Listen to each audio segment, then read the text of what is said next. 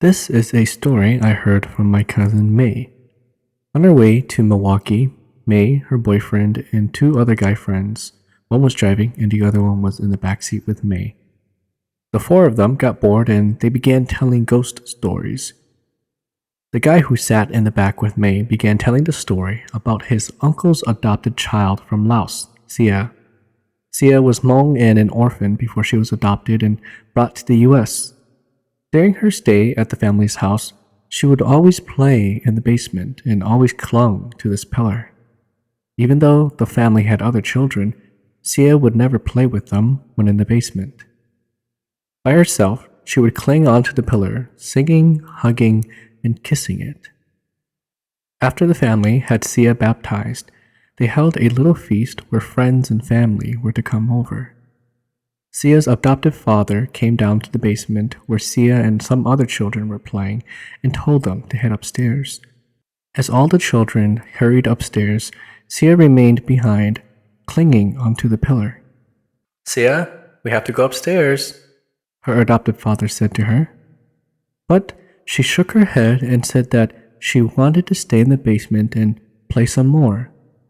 He simply told her that they had to go upstairs, and once the feast is over, she can come back down to play. Eventually, she agreed and headed upstairs. The feast had taken longer than anyone had expected, and soon Sia wanted to return back downstairs. However, her adopted father said that she couldn't go back downstairs until the feast was over. Irritated, she went to her adopted mother and asked if she could go back downstairs and play. Her adopted mother said that the feast wasn't over, so she'll have to wait. Not to mention, there was no one downstairs. Sia shook her head. She then told her adopted mother that her mother was downstairs. Her adopted mother asked her what she meant. "My mom is downstairs," Sia replied. "She came here with me when I came to the States. She's calling me to come back downstairs and play with her." Sia's adoptive mother became scared. She then told Sia to go play with the other children and to not go downstairs by herself. Before running off, Sia looked at her adoptive mother and said, "Mom says she doesn't like you." At this point, May was already scared. She had thought her friend's story was over, but then he added that his sister went to their uncle's house shortly after and met Sia. He said that his sister's encounter with Sia was pleasant until the very end. "May, since you're the only girl here, May's friend said. let me demonstrate to show you." Unsure of what her friend was going to do, May agreed. He then reached over and parted May's hair. He then crossed them over the front of her neck and said, "Sia did this and said to my sister, 'This is how my mom died.'" This took place in 2000 to 2001. My parents were out at some benefit, as usual, and had brought my older sister and brother with them. This left only my younger sister, my grandma and grandpa, my barely 1-year-old brother, and me at home. Eventually, two of my cousins, PK and PH, came over. Besides PH, we all liked watching horror movies, even at our young age of 5 to 6 years old. In particular, we always enjoyed watching this Hmong movie that we called Sha and Go Hua. It wasn't anything gruesome and extremely horrifying.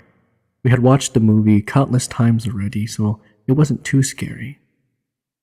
As we began to watch the movie, I went into the kitchen, which was attached to the living room, and filled some bottles of milk for my baby brother, who would be sleeping with my grandma and grandpa that night. After making the bottles, I placed it into the pink and white cooler that we had, placed an ice pack in there, and then headed to the stairs that would lead upstairs. To get to the stairs, you have to go through the pair of doors which led to the hallway just behind the living room. As you went through the hallway, there was a bathroom in front of you, my parents' bedroom to the left, and the study room with the stairs to the right. I headed upstairs and dropped off the cooler with the bottle before heading back downstairs to join my cousins and younger sister. As I reached the bottom of the stairs and turned to face my parents' bedroom door, I see a glimpse of something white dashing into the living room. It seemed to have ran out from the bathroom. I quickly followed it and went into the living room where my cousins and sister were all sitting in the dark and watching the Hmong movie. I asked them, Did one of you guys just come out of the bathroom? They shook their head, and PH was the only one wearing white, a sweatshirt. But I knew it couldn't have been her because she was buried in between her sister and my sister. Being only 6, I thought nothing of the matter, and we all began watching the movie. But it wasn't long before PH started feeling really sick. It was strange timing after seeing the white figure and then PH getting sick all of a sudden. Even as a 6-year-old with a grandma who was a shaman in a highly traditional and religious family, I knew that there was something wrong. But as soon as I told my cousins and my sister that I was going to get my grandma and have her come down, PH suddenly started to feel better. After that, we stopped watching the movie and went on to watching something more upbeat. To this day, I don't know what I actually saw. I can still remember the white object dash out from the bathroom, PH getting sick all of a sudden, and then she magically became fine the moment I mentioned telling my grandma to come downstairs. I could be analyzing it too much, thinking that whatever I saw and PH becoming sick all of a sudden is related. She could have been sick and didn't feel sick until that moment. Then again, people say that when a person gets their energy drained by a spirit, the person becomes and feels ill suddenly. The Exorcism of Emily Rose had just come out, and my older brother and I had gone out and rented it. Throughout the 3 days in which we had the movie, I only watched it once because it was all I could stand. For the next week, the movie couldn't help but continue to replay in my mind, so I ended up sleeping in the living room. Making a decision to sleep in my room again was probably the worst mistake I could make. For the next 3 days after returning to my room, I continued to wake up around 3 in the morning. I thought this to be a coincidence, but didn't think much of it. I simply thought that it was because I was thinking about the movie a little too much. Second night, I woke up around 3 a.m. again. I, however, quickly fell asleep. On the third night, I woke up again just as it turned 3. I had to use the bathroom and was about to get out of bed when I noticed something strange. Looking at the door, I could see red light beaming through the crack beneath the door. It didn't make sense that there was any light since it was 3 in the morning. There was no moon out that night and we didn't have any red light bulbs anywhere in the house. This scared the wits out of me because I remembered how, in the movie, the hallway was all red due to the exit signs outside of Emily's dorm room. She had gone out into the hallway, and when she returned, that was when she was attacked. I quickly threw out the idea of going to the bathroom and curled back up into bed. I told myself just to go back to sleep, and that's what I did. After that night, I stopped waking up at 3 a.m. in the morning, and I have yet to watch Exorcism of Emily Rose again. A little over 6 or so years ago, I was heading up to my room after watching TV. My room was the first room when you reached the top of the stairs. Right across from my room, on the end of the hallway, was the computer room, where we had our computer and a TV. As I lied down in bed, I could hear the sound of loud typing. I initially ignored it, thinking that it was probably my older sister writing a story for Quizilla again. But the typing continued, and I couldn't fall asleep. I immediately sat up in bed and leaned over, looking down to the computer room through the doorway to tell my sister to quiet down. My eyes widened when I saw that the computer was on and the chair and keyboard was pulled out. But there was no one in the chair. At first, I had thought that whoever was on the computer has just gotten up. But then the typing began again, and there was still no one in the chair. I immediately turned, fell back onto my bed, and faced my back to the door. I then threw my blankets over myself and shut my eyes tightly. As I lied in bed, the typing had stopped and I could feel something approaching my room. I remember gripping onto my blankets as tight as I could when I felt something standing in the doorway. Then, whatever it was came over to my bed, and the hairs on the back of my neck were standing. I couldn't stand it anymore, the fear and the feeling of someone hovering over me. I quickly threw the blankets off myself and ran out the door and downstairs into the living room. I told my dad, and he went upstairs and checked things out. He didn't find anything, but that didn't stop me from sleeping in the living room for the next week. When I was young, and even to this day sometimes, I would ask my grandmother to tell me stories, scary stories. One of the first stories she ever told me was of something that happened to her. It was back in Laos, and she was about 14 years old. She and her family were all out farming when her uncle told her to travel down to the pond and get some water. He told her to hurry because night was falling, and they had to get home before it turned dark. My grandmother, not wanting to go, didn't listen to her uncle and took her sweet time traveling to the pond. In order to get there, she had to follow a dirt trail into the woods, and if you know the layout of Laos, you would know that woods and farmland is what makes up the majority of this country. While walking through the woods with her water carrier, which was a large piece of bamboo that is patched at the bottom so the water could be placed in it, she began to sing and talk to herself. Many Hmong people believe that there are always spirits around, and that if you're by yourself and scared, you should talk to yourself. If any spirit is lurking about and hears you talking to yourself, they would think that there are many people with you and will leave you alone. But as my grandmother walked through the woods, she could hear the laughter of girls, which sounded like her friends. She stopped and listened, but there was no one in front or coming from behind her. However, she could still hear their laughter. "My NC, My grandmother called out. stop fooling around and come out." No one answered, so my grandmother began making her way to the pond again. Once there, she descended the small hill and arrived at the pond. As she filled up the bamboo with water, she could hear the sounds of her friends laughing again.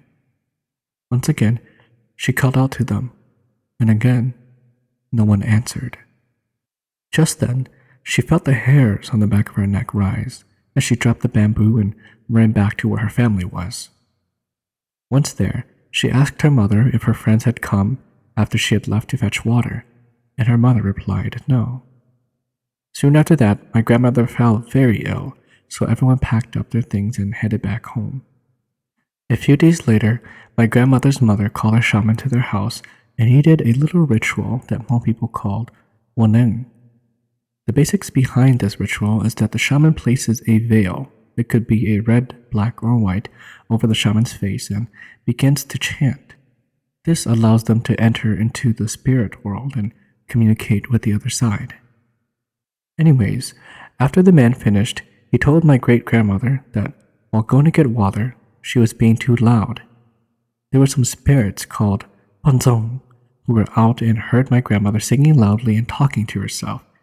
They said that they were just out to see what she was yelling about. They didn't mean to frighten her. So afterwards, they did another ritual for my grandma where the shaman man spiritually went and picked up my grandmother's spirit and brought it back from where it fell when she was frightened. Afterwards, my grandmother quickly recovered. So, this story isn't quote-unquote scary, but it still freaked me out since it happened to me. This happened about 6 to 7 years back, I believe. My family and I had recently moved into our new house, and my grandmother was visiting. I was in my room and I came down to greet her shortly after she arrived. However, when I came downstairs, I couldn't find my grandmother and my two sisters. I then went into the kitchen and asked my mom where my grandmother and sisters were. She said that they probably went outside for a stroll. My siblings and I tend to go out at night and take walks together now and then. I then headed outside through the garage and into the driveway. Outside, it was pitch dark since we lived in the countryside, so there weren't any street lights, let alone houses. Strangely enough, though, our garage lights, which were motion activated, didn't come on as soon as I stepped outside. Because of this, I didn't want to go out and meet my grandmother and sisters, even though I could hear them talking in the distance. Instead, I waited for them to get back. I stood in the driveway for a few minutes and waited for my siblings and grandmother to come back. I could hear the three of them talking in Hmong, but strangely, I couldn't understand or make out any of the words they were saying. Also, I could hear the sound of them walking on the gravel. We don't have any sidewalks since we're in the country, so there's the road and gravel on both sides of it.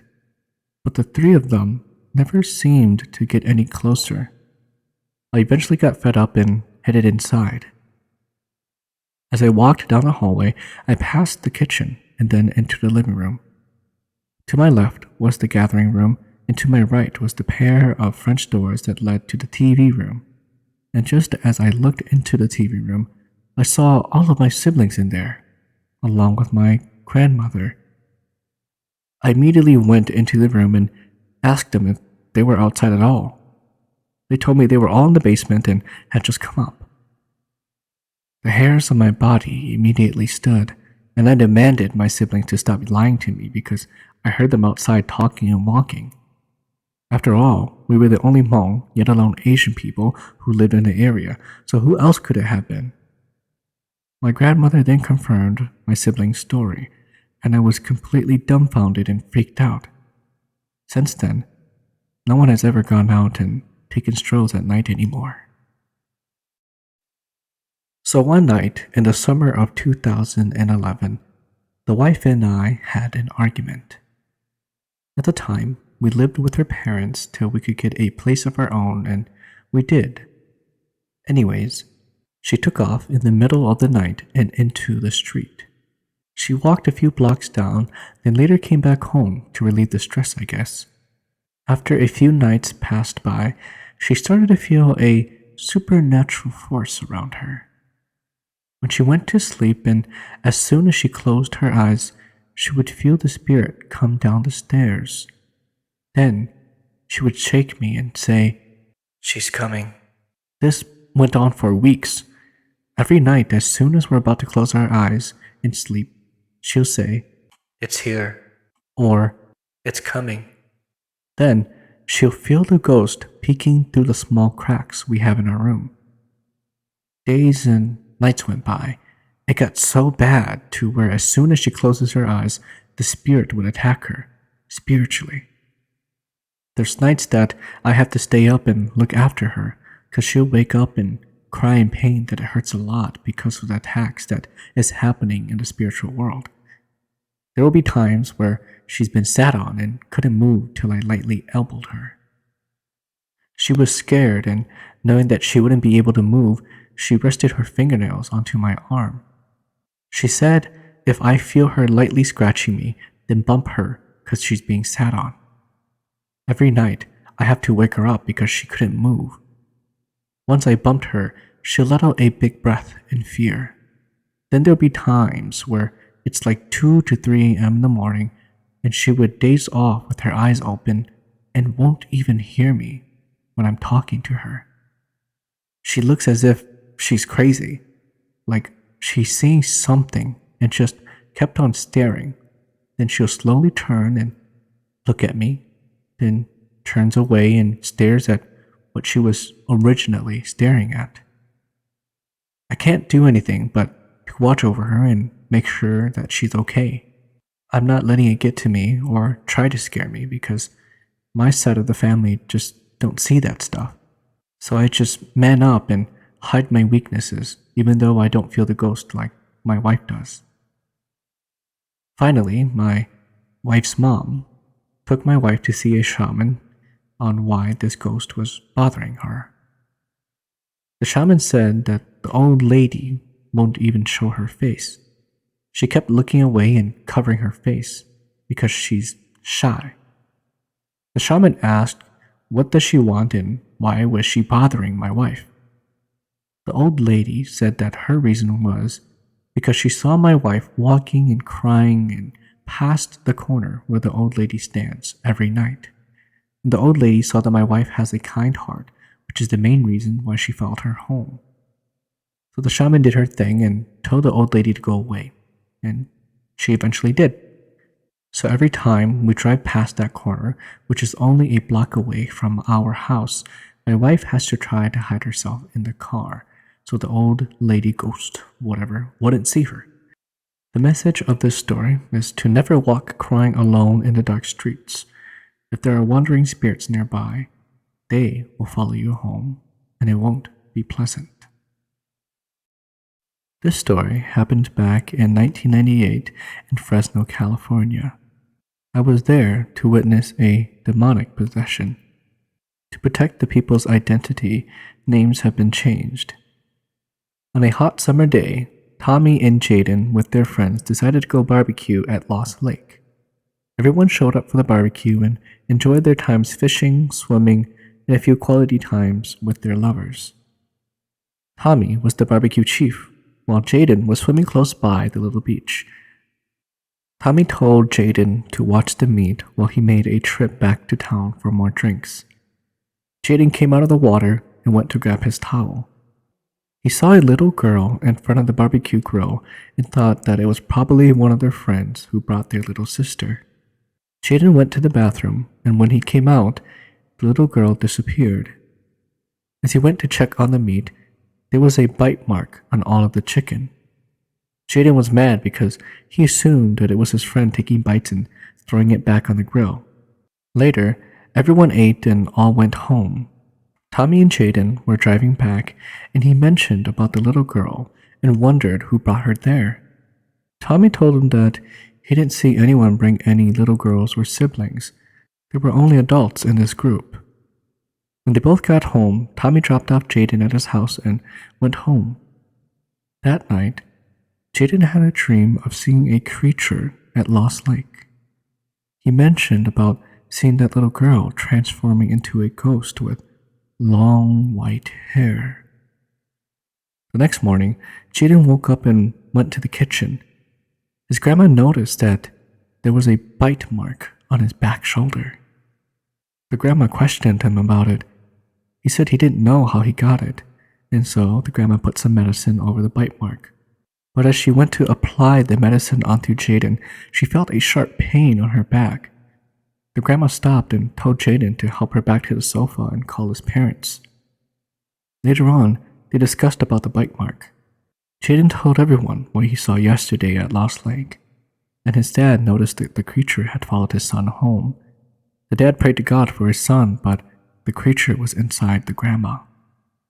That night, the grandma started to say all sorts of weird things and chanted in a different language. She screamed, cried, jumped, and bit and scratched people. The family decided to tie Grandma up and call the priest. The priest came over and performed some of his duties. However, Grandma was able to kick the priest down so hard that he coughed. I was there to witness the possession of this demon, and I noticed that her skin color was changing, as well as her eyes. My parents told me to go home, but I refused and was drawn into watching her possessed. Grandma asked everyone to lift up her shirt because her stomach wasn't feeling normal anymore. So they lifted up her shirt and saw a handprint on her stomach. They decided to call their neighbor that was a shaman. She came over, did a ritual, and told the family to take her outside as she will continue to perform more of the ritual outside of their house. The shaman lady held a gong with a stack of burnt incense sticks and a pan of hot oil on the other hand. She used the sticks to flicker the hot oil to cause flames and sparks around the grandma. Grandma's clothes were caught on fire a few times, but this was quickly put out with water. The ritual went on for 1 hour, and then Grandma woke up from her demonic possession. The shaman lady told Grandma to go under this rope of lemongrass with wooden knives hanging before entering their home. She was freed from this possession and lived very well, but in 2004 she passed away due to old age. Something that we can learn is that not every religion is made for everyone. Don't judge others by their religion because someday they might be your savior, not your light. Back in Thailand, Hmong people performed related spirit rituals and funerals mostly inside of their homes. There was this ritual called Ju Cha, where they carried the deceased out into the open, empty field before his or her burial. After their funeral, his or her spirit wandered around after the dark night began. There had been encounters between humans and spirits at occasions on these nights. A young man named Thu frequently went out at night and came home after midnight. One day, his mother lectured him and told him to come home before the darkness appeared. She said this is for his own good and, more importantly, for him to avoid meeting wandering spirits. As a cocky man, Thu replied back, If I meet a lady ghost, I will take her back to my bed and sleep with her. He left the house after saying that. Thu eventually wandered around the village, courted girls, and kicked it with his friends until 3 a.m. in the morning. Since it was very late, he decided to walk home alone through the dark streets. At a far distance, he turned around and happened to see a person walking behind him. He thought that he could wait for the person and walk with them so he could feel safer. As soon as the person reached him, he noticed that this person carried a bamboo hearse on her back and held a flute. She had long, messy hair and a very long red tongue sticking out of her mouth and was wearing Hmong clothes. She then asked, Son, do you want to play my flute? Terrified, he realized that this woman was not a living person. Deeply afraid, he ran away from her. Every time he turned around, she was right behind his back, even though he ran as fast as he could. Upon arriving at his house, he knocked on a door and screamed his mom's name to let him in. Luckily, his mother opened the door and he safely came inside to hide. That night, the spirit climbed up the tree by Thu's house and shook the tree till the sun came up. That morning, they noticed that the tree's leaves had fallen from their places completely to the ground. Thu's mother had asked a shaman to look into this matter, and they changed his name to protect him. He was lucky enough to stay alive. Otherwise, he would have been very sick to the point of death. One day, a father and son went fishing on a boat not too far away from their home. The father was at the very front of the boat, while the son was at the very back of the boat. While fishing, the father got really tired and decided to sleep for a while. When he woke up, he realized that his son wasn't there anymore. He dove into the water and looked for his son, but his son was nowhere to be found. He swam up to the shore and ran home, hoping that his son was there. Unfortunately, he wasn't. The father got really worried and called the cops. They investigated the lake and nearby surroundings, but could not find any trace of the missing son. Days and nights passed as everyone continued to search for the missing boy. Finally, on one night, a cop had a dream about the missing boy. In the dream, the boy walked up to the cop and said, How can you guys not find my body? I'm only under the boat. After that, the cop immediately woke up. Curious about the dream, the cop went to the boat the following morning and took a deep breath. He pulled the boat out of the water, and there was the missing boy stuck under the propeller that kept the boat moving. One night, while I got ready for bed, I noticed that my sister was already under the blanket, so I turned off the lights to not bother her and changed in the dark.